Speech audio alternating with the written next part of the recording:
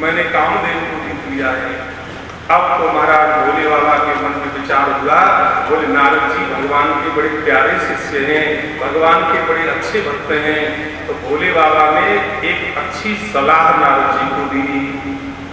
बोले नारद जी सुनो, आपने जैसे मुझसे कहा है ना कि मैंने कामदेव जीत लिया है, अगर कभी गलती से आप वैकुंठ में चले जाओ तो ये लाइन भगवान नारायण से मत बोल देना।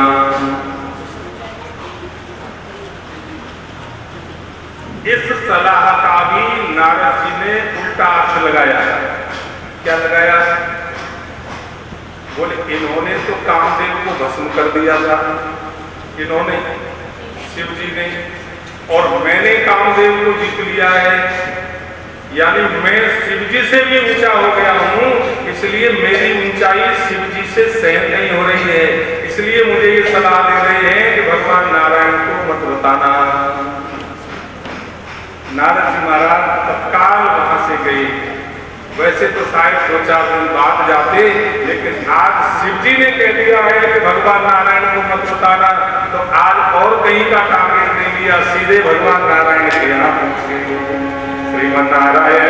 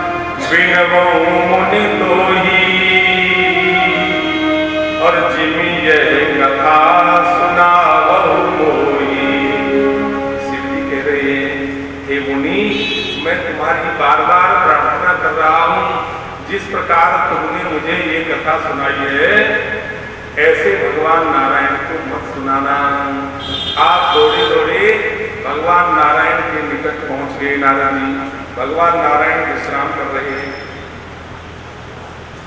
भगवान को जाकर साष्टांग लेटकर नारद जी ने प्रणाम किया।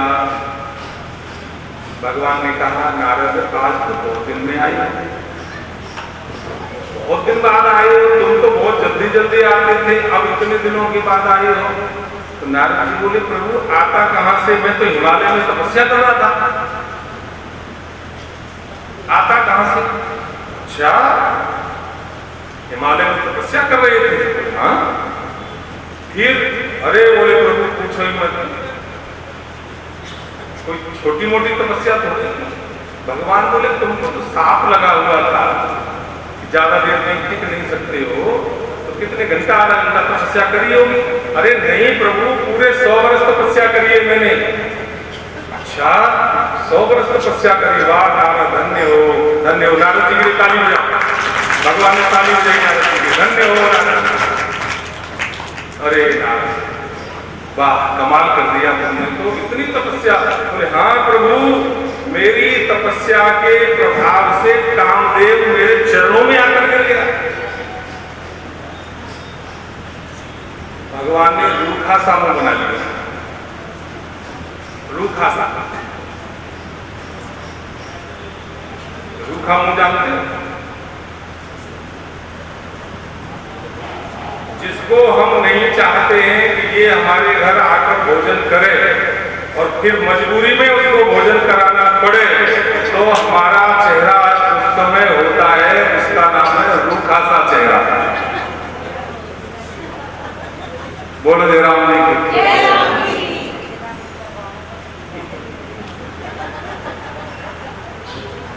एक महात्मा हुए हैं, वो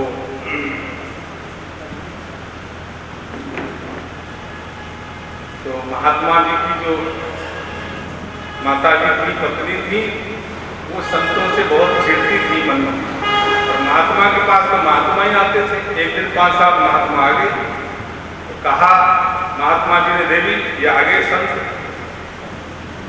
जरा इनके लिए भोजन बनाओ।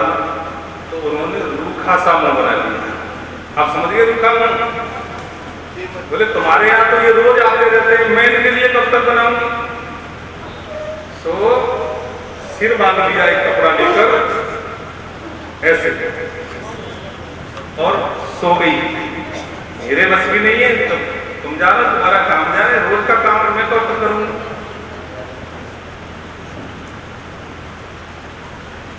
बड़े परेशान हुए, बोले अब वैष्णवों की संतों की सेवा कैसे होगी।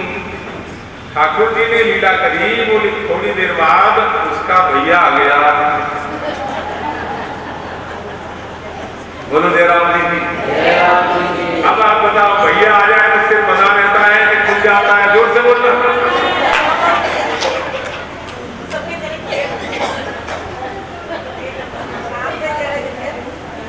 सिर खुल गया।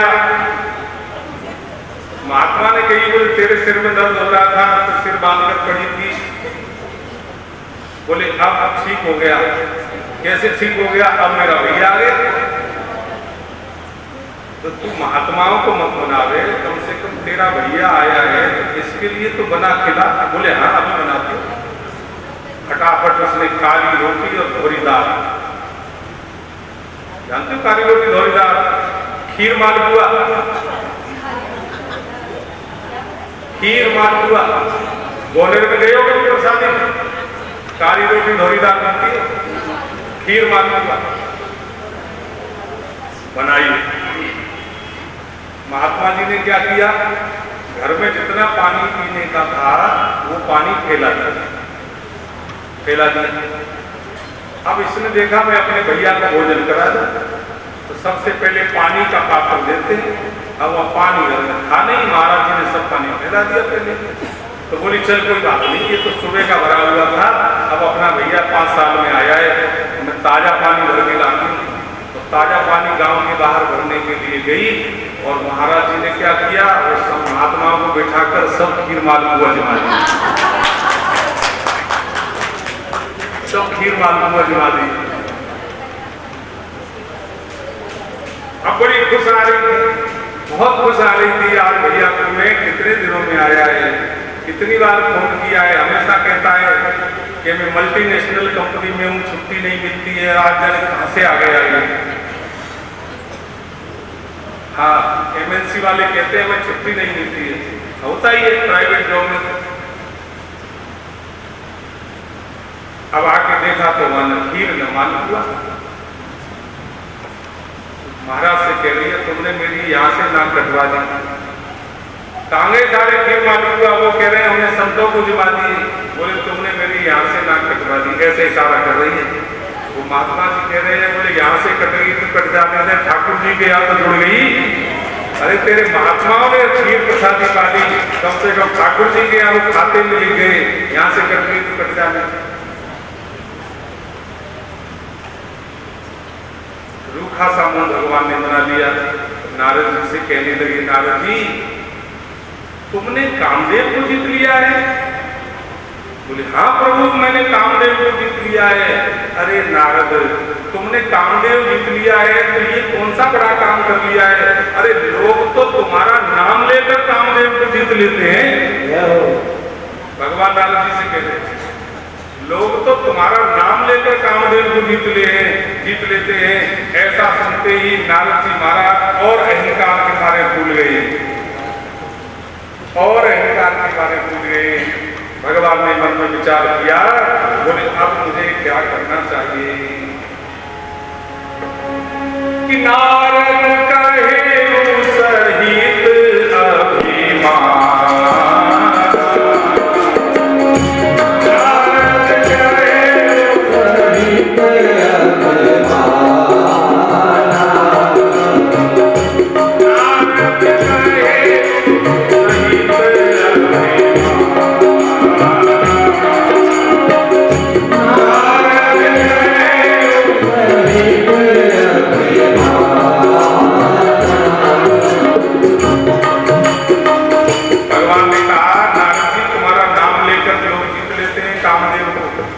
नारद कहे सहित अहंकार में बोल रहे हैं, लेकिन ऊपर से कह रहे हैं, बोल नहीं प्रभु ये सब आपकी कृपा है। कई बार आदमी अहंकार में अंदर से कुछ सोचता है और ऊपर हाथ जोड़ता है, नहीं नहीं सब आपकी कृपा है। ये कहने का भाव नारद जी अभिमान में बोल रहे हैं। ध्यान रखना, जीवन में जो उपलब्धि है, जीवन में जो कुछ मिला है, जीवन में जो कुछ हो रहा है, कभी ये गलती मत कर देना कि मैं कर रहा हूं। हमेशा सावधान रहना, ये कौन कर रहा है? ठाकुर जी कर रहे हैं। मेरा की कृपा से सब काम हो रहा है, मेरा की कृपा से सब काम हो रहा है, मेरा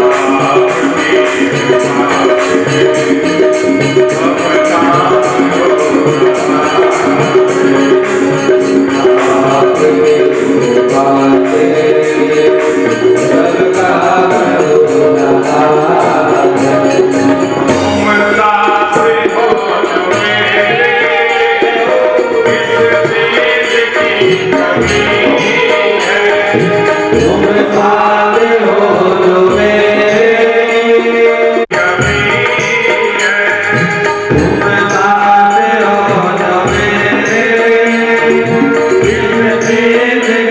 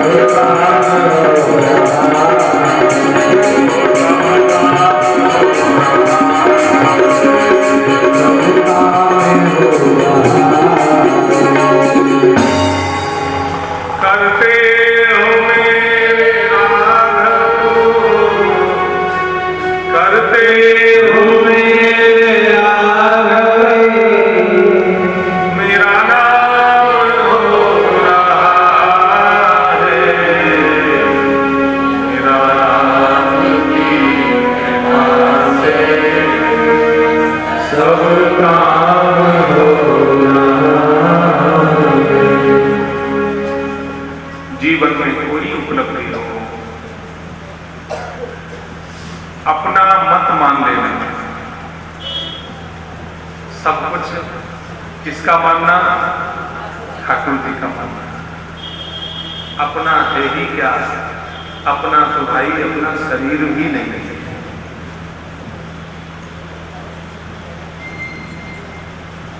अपना मानेंगे तो बंधन होगा और ठाकुर जी का मानेंगे तो बंधन नहीं होगा।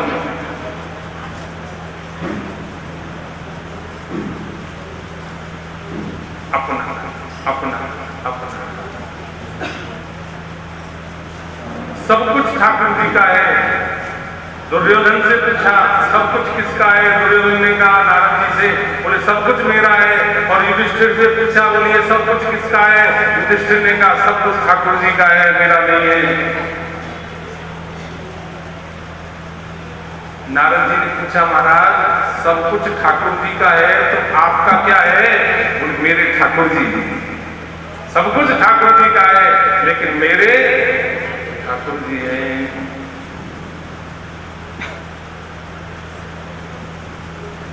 सब कुछ भगवान। भगवान ने एक मन में विचार किया, देखो भगवान के कई प्रकार के भक्त होते हैं। जैसे बालक बहुत छोटा हो तो बालक के सब काम माँ करती है, और बालक थोड़ा सा बड़ा हो जाए, अपना कुछ करने लग जाए तो माँ भी उसका कुछ करती है। और जब बालक और बड़ा हो जाए, अपना सब कुछ करने लग जाए तो माँ फिर उसका कुछ नहीं करती है। लेकिन माँ सब कुछ करती है, किसका करती है? जो अपना कुछ नहीं करता है। भगवान के कई प्रकार के भक्त शास्त्रों में आए हैं। एक ज्ञानी भक्त भी होते हैं, एक साधक भी होते हैं, एक विषयी भी होते हैं, और एक भगवान के भक्त होते हैं, लाडले। आप बताना, प्रेम से बोलो जयराम जी। फूल माला है, उधर मत देखो, फूल माला है, उधर देखने की जरूरत नहीं। पिता अपने 15 साल के बेटे को लेकर और अपने 3 साल के बेटे को लेकर मेला देखने जाएगा। पिता तो 15 साल के बेटे को तो कह देगा, बेटा उधर देख ले, उधर देख ले, उधर देख ले, और देख मैं यहाँ खड़ा हूं, देख दाख के यहाँ आ जाना। क्या 3 साल के बेटे को वो ऐसे ही छोड़ देगा? उसकी उंगली पकड़ करके खुद उसके संग चलेगा। बोले ये छोटा है, ये छोटा है, ये खुद नहीं जानता है, ये छोटा है। ऐसे ही जो ज्ञानी हैं, उनकी चिंता ठाकुर जी अपने ऊपर नहीं लेते हैं, लेकिन जो भगवान के लाडले प्रेमी भक्त होते हैं, जो अबोध बालक होते हैं, उनकी पूरी की पूरी चिंता ठाकुर जी करते हैं। बोले वो क्या करते हैं? बोले वो तो केवल ठाकुर जी का चिंतन करते हैं, चिंता सब ठाकुर जी करते हैं। नारद जी भगवान के लाडले भक्त हैं, अबोध शिशु हैं। अबोध शिशु, छोटा बालक अगर आग पकड़ने दौड़ता है तो माँ उसको रोकती है। छोटा बालक अगर सांप को पकड़ने दौड़ता है तो माँ उसको रोकती है, क्योंकि उसकी पूरी जिम्मेदारी माँ के ऊपर होती है। भगवान मन में विचार कर रहे हैं कि नारद मेरे बड़े प्यारे भक्त हैं, अबोध शिशु हैं, इनके आज अहंकार का पौधा, एक बीज पौधा बन गया है। मुझे क्या चाहिए? बोले ये पौधा बहुत बड़ा हो तब तो बहुत देर हो जाएगी, मुझे तो इस अंकुर को ही नष्ट कर देना चाहिए। नारद जी महाराज भगवान को प्रणाम करके वहां से चले, और प्रणाम करके वहां से चले तो नारद जी ने मार्ग में एक विचित्र नगर देखा, 100 योजन का नगर। अब भगवान ने अपनी लीला चालू कर दी।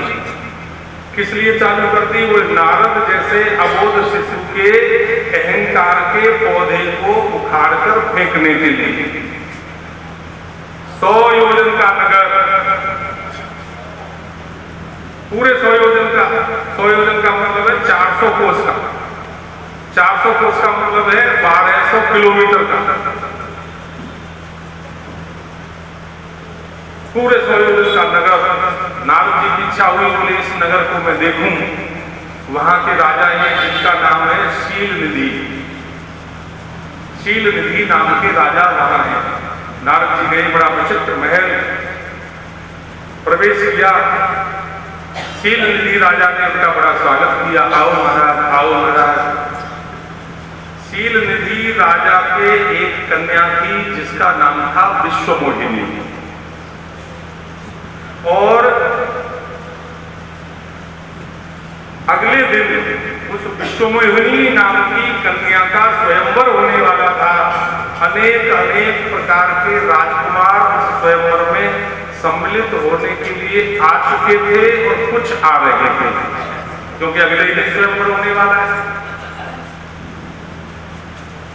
जैसे ही नारद जी महाराज ने विराजमान कराया, बहुत से साधकों का ये स्वभाव होता है, बच्चों से कहते भैया महाराज आए हैं इनको प्रणाम करो, भैया संत आए हैं इनको प्रणाम करो, और होना भी चाहिए। तो विश्वमोहिनी जो बेटी थी, शील निधि राजा ने विश्वमोहिनी को बुलाया और बुलाकर के कहा, बेटी महाराज आए हैं, इनको प्रणाम करो, महाराज आए हैं, इनको प्रणाम करो। विश्वमोहिनी ने क्या किया, पिता के कहने पर भी नारद जी को चरणों में लेटकर प्रणाम नहीं किया, दूर से ही हाथ जोड़ दिए, दूर से ही हाथ जोड़ दिए। ये गोस्वामी तुलसीदास जी की बड़ी चतुराई है। चतुराई क्या है? कल आपने सुना मैना के यहाँ हिमालय के यहाँ नारद जी गए, तो हिमालय और मैना ने नारद जी के चरणों में अपनी बेटी को डाल दिया। और चरणों में डालने का भाव है कि पूर्णतः शरणागत हो जाना, और शरणागत हो जाने का भाव है कि गुरु शिष्य का भाव हो जाना। अगर ये विश्वमोहिनी कन्या नारद जी के चरणों में जाकर साष्टांग प्रणाम करती है तो गुरु शिष्य का भाव बन जाएगा। फिर भगवान जो लीला करना चाहते हैं वो लीला होगी नहीं। इसलिए गोस्वामी जी की चतुराई आप देखिए कि विश्वमोहिनी से दूर से ही प्रणाम कराया, महाराज मैं प्रणाम करती हूँ। और नारद जी ने उस विश्वमोहिनी कन्या को देखा और देखते ही मानस में वर्णन आया है, जो नारद जी अपने अंदर ये अहंकार पाले बैठे थे कि मैं कामदेव को जीत चुका हूं, वही नारद जी आज विश्वमोहिनी को देखते ही इनके मन में विचार आया, बोले इसका विवाह तो मेरे संग होना चाहिए। ध्यान रखना, एक नियम है, प्रकृति का नियम है, हम जीवन में जिस चीज का भी अहंकार करेंगे वो चीज हमसे दूर चली जाएगी, ये नियम है। नारद जी ने अपने आप चलाकर कहा है, शील निधि राजा ने नहीं कहा कि महाराज इस बेटी का हाथ देखो, नहीं कहा। नारद जी ने शील निधि से कहा है, बोले राजन मैं तुम्हारी कन्या का हाथ देखना चाहता हूँ। राजा ने कहा महाराज देखो, कन्या का हाथ नारद जी ने देखा तो अपनी ओर से कुछ फलादेश बना करके कह दिए, बोले राजन तुम्हारी कन्या बहुत भाग्यशाली है। लिखा तो ऐसा था हाथ की रेखाओं में कि इसका उसके संग विवाह होगा जो प्रकृति में अमर होगा, जो कभी नष्ट नहीं होगा। और नारद जी कह रहे हैं, बोले इसकी रेखा में लिखा हुआ है कि इसका जिसके संग विवाह होगा वो अमर हो जाएगा। उल्टा बोल जाता, कुछ बातें अपनी ओर से बताकर नारद जी के मन में तो अब एक ही बात है कि मुझे इस राजकुमारी के संग विवाह करना है। नारद जी वहां से चले, विश्वमोहिनी अंदर चली गई। शील निधि राजा ने कहा महाराज जा कहां रहे हो, रुको नहीं, यही स्वयंवर होने वाला है, आप भी सबको दर्शन दीजिए। बोले नहीं नहीं मुझे बहुत जरूरी काम है, मैं तो जाऊंगा। और नारद जी ऐसा सोचकर वहां से चले, और चल के नारद जी के मन में एक विचार आया, बोले अब मैं ऐसा क्या उपाय करूं कि कल स्वयंवर में ये कन्या मेरे ही गले में जयमाला डाल देगी। अब मैं क्या उपाय करूं? लेकिन साधक के जीवन में एक विशेषता होती है। साधक के जीवन में विशेषता क्या है? बोले उसको कोई चीज मांगनी भी है तो वो जगत से नहीं मांगता है, उसको कोई चीज मांगनी है तो अपने ठाकुर जी से ही मांगता है, और किसी से नहीं मांगता। जगत से क्या मांगना है? जगत तो खुद भिखारी है। एक अपाहिज व्यक्ति राजा के यहाँ गया, बोले राजा के पास जाऊं तो शायद मुझे कुछ मिल जाए। राजा के यहाँ गया, मुस्लिम राजा था और उस समय वो नमाज पढ़ रहा था। नमाज के बाद वो निवृत्त हुआ तो उस मांगने वाले ने उससे कहा मैं आपसे कुछ मांगने आया था, आप क्या कर रहे थे? तो राजा कहने लगा मैं अपनी खुदा से कुछ मांग रहा था। ये व्यक्ति बिना मांगे जाने लगा तो राजा ने कहा बोले तुम मांगने आए थे, मांगो ना कुछ। बोले अब क्या मांगू? तुम भी खुदा से मांग रहे हो तो मैं तुमसे क्यों मांगू? मैं डायरेक्ट खुदा से मांग लूं तो क्या बुराई है? भगवान से सीधा मांगो। और नारद जी महाराज विचार कर रहे हैं क्या मांगे? बोले हमको सुंदर स्वरूप प्राप्त हो जाए। क्यों कि हम राजकुमार बनकर बैठेंगे सभा में तो हमारे गले में जयमाला डालेंगी। अब मुझे जाए कहाँ मांगने के लिए? हरि सन मांगो सुंदर धारी, हरि सन मांगो सुंदर धारी, हरि सन मांगो सुंदर धारी, हरि सन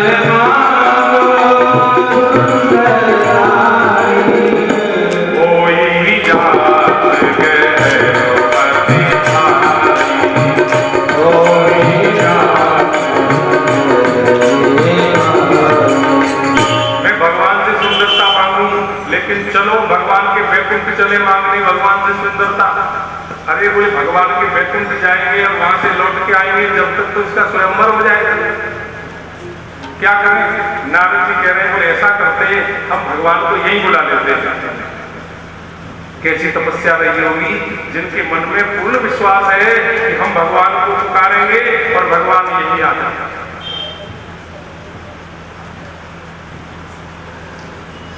माँ किसी दूसरे कमरे में सो रही हो और बालक किसी दूसरे कमरे में सो रहा हो और बालक रोना चालू कर दे तो माँ वहां से उठ के उसके पास दौड़ी दौड़ी आएगी नहीं आएगी? नारद जी ने बस यही विचार किया तो भगवान को हम बुला लेते हैं। आज जैसे ही नारद जी ने कीर्तन करना शुरू किया, भगवान तो बड़े कौतुकी हैं, भगवान ने बिल्कुल भी देर नहीं की। 2-4 बार कीर्तन नारद जी ने बोला, इतनी देर में तो सामने प्रकट हो गए। बोलिए लक्ष्मी नारायण भगवान, इतनी देर में तो सामने प्रकट हो गए। और जैसे ही भगवान को सामने देखा, नारद जी ने इसका भी गलत अर्थ लगाया, क्योंकि आज तक भगवान को पुकारा तो थोड़ी बहुत देर तो भगवान आने में करते थे, आज तो जरा सा प्रकार से ही भगवान आ गए। नारद जी ने इसका अर्थ क्या लगाया? बोले अब मेरा विवाह विश्व मोहिनी के संग होने वाला है, नहीं तो भगवान इतनी जल्दी आते ही नहीं। अब इसका मतलब है कि मेरा काम बनने वाला है, इसका मतलब है मेरा काम बनने वाला है। भगवान बोले मांगो मांगो मांगो, क्या मांग रहे हो? और भगवान से नारद जी मांग रहे हैं, आपन रूप देहु प्रभु मोहि, आपन रूप देहु प्रभु मोहि, आपन रूप देहु प्रभु मोहि, आपन रूप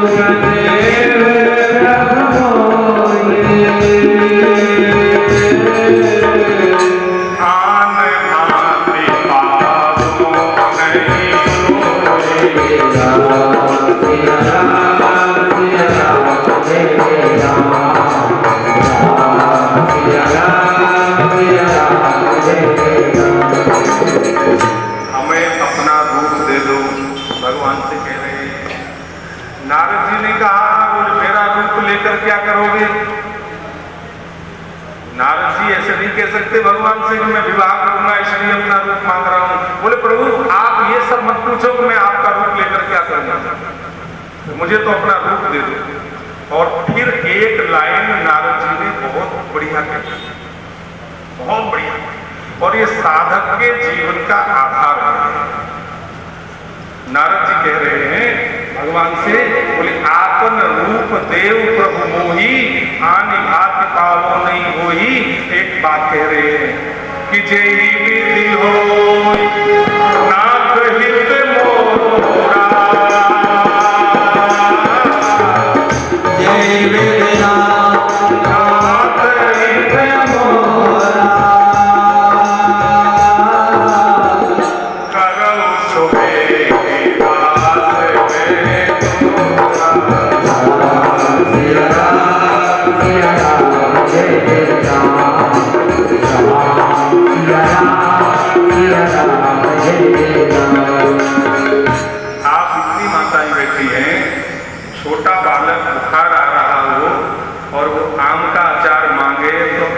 उसको दोगे कि नहीं दोगे? जल्दी बता, दोगे तो ऐसे करो, नहीं दोगे तो ऐसे नहीं देंगे। जिस बालक को बुखार आ रहा हो वो आपसे कहे, बोले माँ बथुआ का रायता खाने का मन है, बताओ उसको बथुआ का रायता बनाकर खिलाओगे कि नहीं खिलाओगे? नहीं खिलाएंगे। क्यों नहीं खिलाओगे? क्योंकि उसमें उसकी भलाई नहीं है, उसमें उसका हित नहीं है। भगवान विचार कर रहे हैं, नारद जी कह रहे हैं, जय विधि होई नाथ हित मोर, करौ सुबेग दास में, प्रभु में आपका दास हूं, जैसे मेरा भला हो जाए वही काम करो। भगवान कह रहे हैं, नारद तुम हित की बात करते हो, हम हित नहीं करते किसी का, हम तो सबका परम हित करते हैं।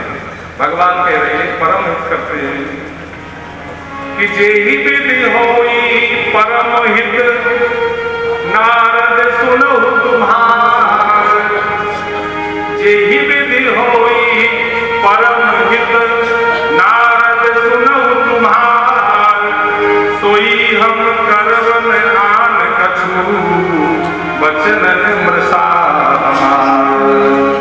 नारद तुम हित की बात करते हो, हम तुम्हारा परम हित करने वाले हैं। देखो भाई, रामचरितमानस में दो पात्र हुए, दो पात्र रामचरितमानस में, जिन दो पात्रों ने विवाह करने की सोची।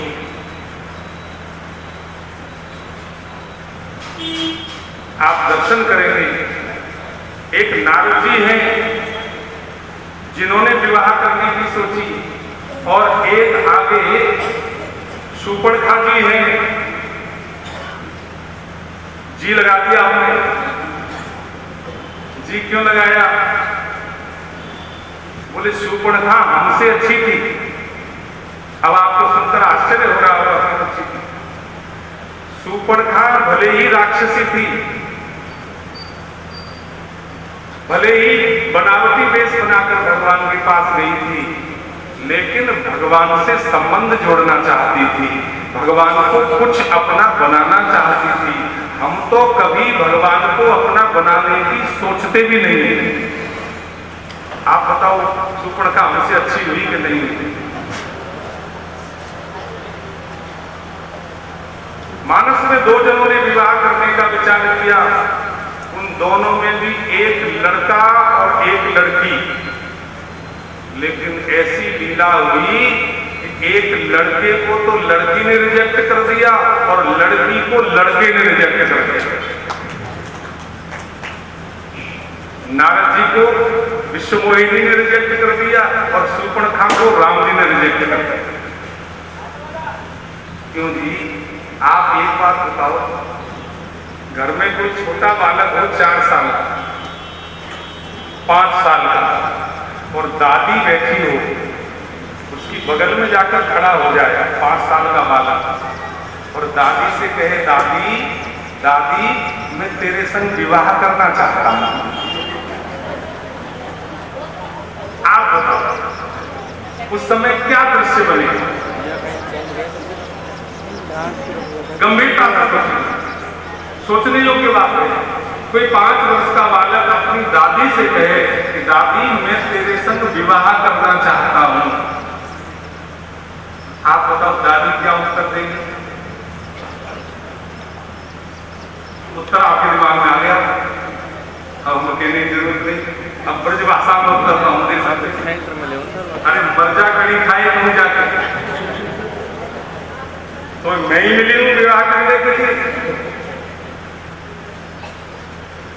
बिल्कुल यही लीला नारद जी कर रहे हैं। नारद जी किसके संग विवाह करना चाह रहे हैं? विश्वमोहिनी के संग। और विश्वमोहिनी कौन है? माया है। और भगवान की पत्नी माया नारद जी की दादी लगती है। बोलो जय राम जी। अब आप कहोगे दादी कैसे लगती है? बोले नारद जी के पिता है ब्रह्मा जी, और ब्रह्मा जी के पिता है भगवान, और भगवान की पत्नी है माया। तो बताओ नारद जी की दादी लगी कि नहीं लगी विश्वमोहिनी? बताओ दादी लगी ना। और नारद जी दादी के संग विवाह करने की योजना बना रहे हैं। बोलो जय राम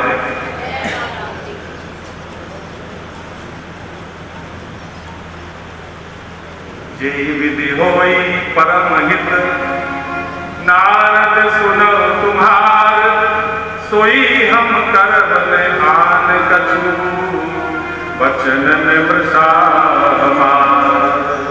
भगवान से कह रही है प्रभु हमको अपना रूप दे दो। भगवान ने कहा चलो हम दे देते हैं। भगवान ने नारद जी को रूप प्रदान कर दिया। संत वर्णन करते हैं भगवान ने नारद जी को 3 रूप दिए।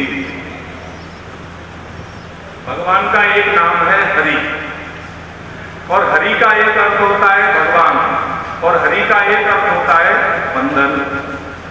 नारद जी को भगवान ने 3 रूप प्रदान किए, एक नहीं 3। नारद जी उस रूप को लेकर के स्वयंवर में आ गए। 3 रूप के दुनिया के लोग उनको देखते थे, उन सबको वो नारद जी के रूप में दिखते थे, और विश्व मोहिनी को नारद जी बंदर के रूप में दिख रहे थे।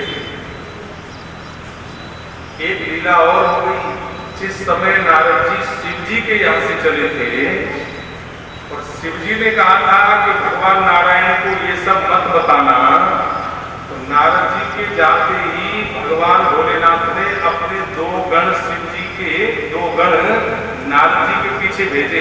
बोले तुम जाओ इनके पीछे और लीला देखो, लीला होगी क्योंकि मैंने इनको मना किया है और ये मानेंगे नहीं। आज नारद जी उस बंदर के रूप को लेकर आकर के बैठ गए स्वयंवर में। सोफा सेट पड़े हुए बड़े बड़े, और नारद जी कहाँ बैठे? बोले इस द्वार में से राजकुमारी लेकर के आई जय माता। तो पहली लाइन के कोने पर ही बैठ गए, बोलो जय राम। बोले क्यों उसको कष्ट दूं, वो सारे में घूमेगी। अरे आएगी और यही भी नहीं, सबसे पहले हमारी जय माता डाल देगी, काम बन जाएगा। जैसे ही वो जय माता, अब दोनों गण है ना शिव जी के, वो नारद जी के पीछे बैठे हैं, और एक गण दूसरे गण से कह रहा है, बोले भैया दुनिया में राजकुमार तो हमने बहुत सुंदर देखे हैं, पर ऐसा सुंदर राजकुमार तो हमने आज तक कोई देखा ही नहीं। नारद जी क्या समझ रहे हैं? तो मुझे भगवान का रूप मिल गया है, ऐसा स्वरूप किसी का है नहीं, इसलिए मेरी प्रशंसा कर रहे हैं। दूसरा कह रहा है भैया देख लेना, थोड़ी देर में विश्व मोहिनी नाम की राजकुमारी जयमाला लेकर आने वाली है, और मैं सच कह रहा हूँ वो विश्व मोहिनी किसी के गले में जयमाला नहीं डालेगी, केवल इसी राजकुमार के गले में जयमाला डालेगी। आपस में दोनों बात कर रहे हैं, और नारद जी फूल के मारे बड़े आनंदित हो रहे। बोले अब तो विश्व मोहिनी का विवाह होना है। अब विश्व मोहिनी निकल करके आई जयमाला लेकर, और आते ही सबसे पहली लाइन में सबसे पहले नारद जी का दर्शन हुआ, लेकिन नारद के रूप में दर्शन नहीं हुआ, बंदर के रूप में दर्शन हुआ। डांट रही है, सेवक हैं, उन सेवकों को डांट रही है, अरे तुम लोग जानते नहीं हो इस स्वयंवर में राजकुमार आएंगे, या इस राजकुमारों की सभा में इस बंदर को किसने लाकर बिठा दिया? राजकुमारी उस लाइन में गई ही नहीं, दूसरी लाइन में चली गई। नारद जी महाराज हम विचार करने लगे कि हो सकता है इसने मुझे ठीक से देखा नहीं। तो कई बार लोग अपना ध्यान आकर्षण करने के लिए अपना ध्यान आकर्षण करने के लिए ऐसे नारद जी खांसने लगे, लेकिन राजकुमारी ने फिर भी नहीं देखा। संतों ने बड़ा सुंदर भाव व्यक्त किया है कि ये विश्व मोहिनी नारद जी की लाइन में क्यों नहीं गई? बोले नारद जी संत है और विश्व मोहिनी माया है, माया की ताकत नहीं कि संत के सामने चली जाए, माया की ताकत नहीं कि संत के सामने चली जाए। अनेक भाव संतों ने व्यक्त किए, और उसी सभा में बैठे थे भगवान नारायण, माता लक्ष्मी देवी बैठी थी, और विश्व मोहिनी घूम कर गई और भगवान नारायण के गले में जयमाला डाल दी। बोलिए नारायण भगवान की जय।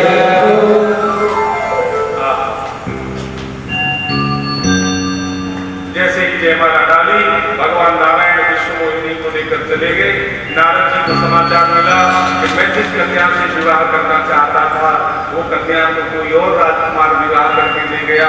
अब तुम्हारा नारद जी को इतना क्रोध आया, इतना क्रोध आया, क्योंकि पीछे पीछे जो बैठे हुए जो दोनों शिवगण हैं उन्होंने कह दिया, बोले महाराज अपना चेहरा जरा दर्पण में देखो। कांच को आईना बनाने के लिए पीछे पारा लगाया जाता है। कांच को आईना बनाने के लिए पारा लगाया जाता है, इसीलिए किसी से कह दो कि दर्पण देख लो तो उसका पारा चल जाता है।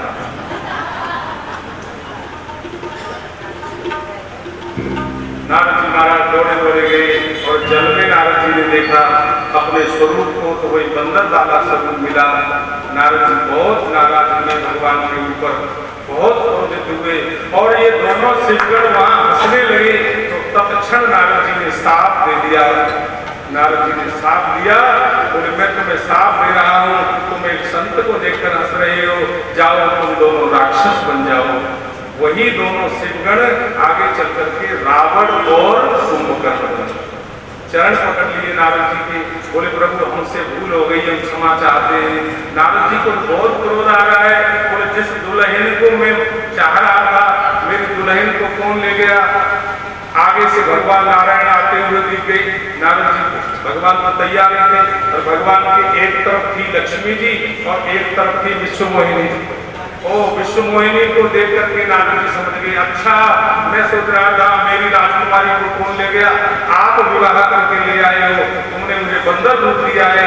मैं तुमको साथ दे रहा हूँ कि तुमको तुम्हारी स्त्री को भी एक दिन तुम्हें भी स्त्री के वियोग में रोना पड़ेगा जैसे मैं रो रहा हूँ, और तुम्हारी उस समय कोई सहायता नहीं करेगा, बंदर ही तुम्हारी सहायता करेंगे।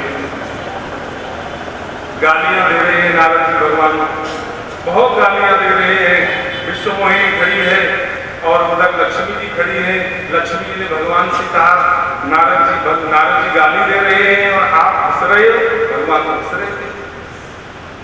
तब भगवान ने कहा, देवी इस नारद के मुख से मैंने कई बार वेद की ऋचाओं में अपनी स्तुति सुनी है, लेकिन उतना आनंद मुझे उन ऋचाओं में सुनने में स्तुति में नहीं आया जितना सुख मुझे इसकी गालियों में आ रहा है। छोटा बालक जब नाराज होकर क्रोधित होकर माँ से कुछ ऐसे वैसे बोलता है तो माँ उसका बुरा नहीं मानती है। माँ तो खुश होकर दूसरों से हो गई, देख देख कैसे कर रहा है, देख कैसे बोल रहा है, खुश होकर। जब हरि माया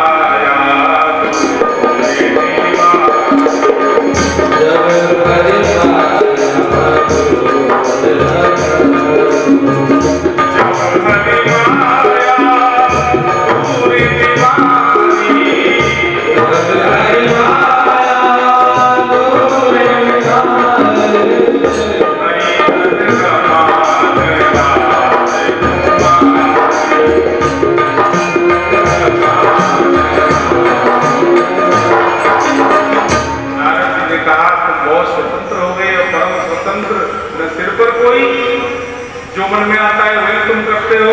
आज तुमको पाला पड़ा है, मैं तुमको साफ दे रहा हूँ। और नारद जी ने साफ दे दिया, भगवान जाओ तुमको भी पत्नी के वियोग में रोना पड़ेगा। भगवान हंस रहे हैं। भगवान ने अपनी माया दूर हटाई तो न वहाँ लक्ष्मी जी हैं न वहाँ विश्वमोहिनी जी हैं। भगवान अकेले खड़े खड़े मुस्कुरा रहे हैं। और नारद जी की जैसे ही माया दूर हुई, नारद जी को बोध हुआ, ये भगवान मैंने प्रभु को क्या बोल दिया, मैंने भगवान को साप दे दिया। अब तो नारद जी भगवान के चरणों में गिर गए और भगवान से कह रहे हैं, प्रभु मेरा साप झूठा हो जाए। भगवान कह रहे हैं, तुम्हारा साप झूठा नहीं हो सकता है, क्योंकि तुमने मेरी इच्छा से ही साप दिया है। वृथा हो मम साप कृपाला, प्रभु मेरा साप झूठा हो जाए। भगवान कह रहे, मम इच्छा कह दीन दयाला, वो तुमको साप जो मिला है ना वो मेरी इच्छा से। चरणों में गिर के क्षमा मांगी। भगवान भोलेनाथ कह रहे हैं देवी पार्वती से, देवी देखा तुमने नारद जी ने किस कारण से भगवान को साप दिया। बहुत प्रसन्न हो गई, बहुत आनंदित हो गई पार्वती जी। बोले वही दोनों शिवगण एक जन्म में रावण और कुंभकर्ण बने। भगवान के अवतार लेने का कारण एक ये भी था क्योंकि के उन शिवगणों ने नारद जी के चरण पकड़ लिए, अपनी भूल को स्वीकार कर लिया। तो नारद जी ने उनको आशीर्वाद दे दिया है, बोले तुम राक्षस तो बनोगे, लेकिन तुम्हारा उद्धार करने के लिए भगवान को अवतार लेकर आना पड़ेगा। उनको आश्वस्त कर दिया। कितने कारण हो गए भगवान के अवतार के, बताओ जल्दी। चौथा कारण सुनो, बोलो जय राम जी। तीन हुए, चौथा कारण सुनो। बोले चौथा कारण है, भागवत जी में भी जिसका विस्तार से वर्णन है, लेकिन उससे कहीं ज्यादा राम कथा में विस्तार से वर्णन। मनु और शत्रुपा का नाम आपने सुना है। मनु और शत्रुपा, महाराज मनु ने बहुत लंबे समय तक राज्य किया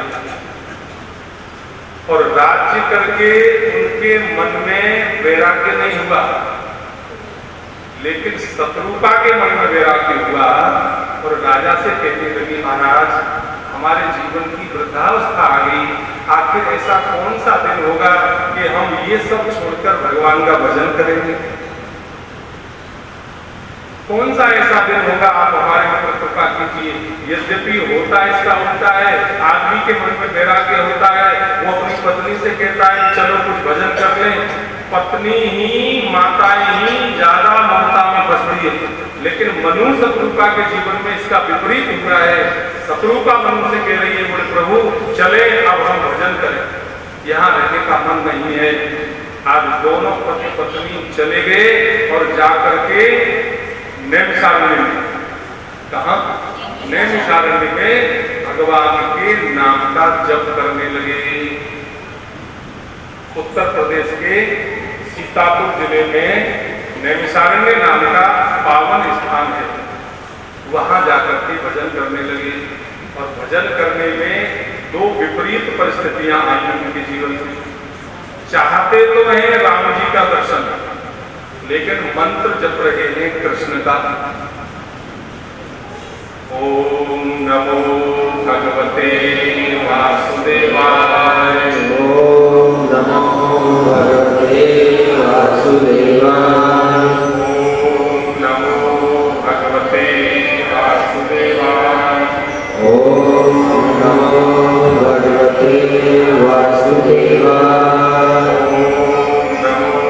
भगवते वासुदेवाय, ओम नमो भगवते वासुदेवाय। ऐसा जप करने लगे दोनों पत्नी। शरीर दुबला पतला हो गया, बिल्कुल अस्थि मात्र का एक ढांचा रह गया, लेकिन भगवान का जप करते रहे।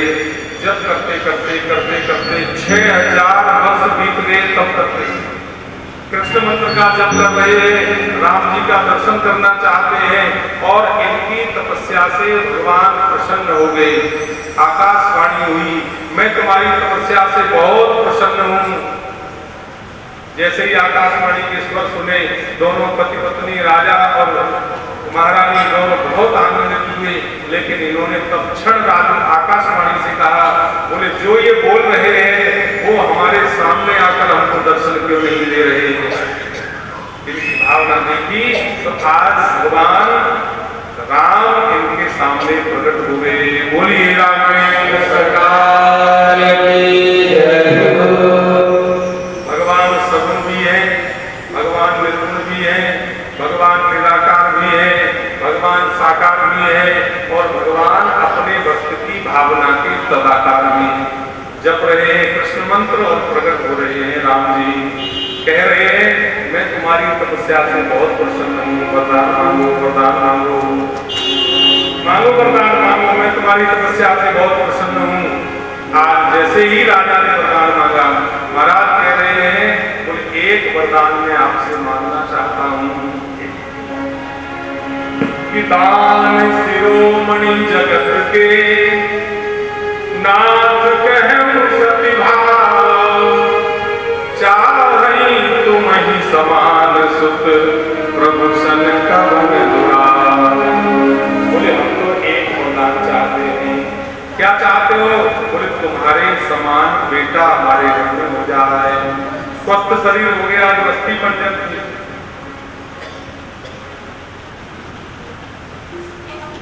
जो अस्थि पंजर पे स्वस्थ शरीर हो गया, आप जैसा बेटा चाहते हैं। भगवान बोले मैं अपने जैसा कहाँ ढूंढूंगा, मेरे जैसा तो कोई दुनिया में है ही नहीं, इसलिए मैं तुमको वचन दे रहा हूं कि मैं ही तुम्हारे घर में बेटा बनकर के जन्मूंगा। भगवान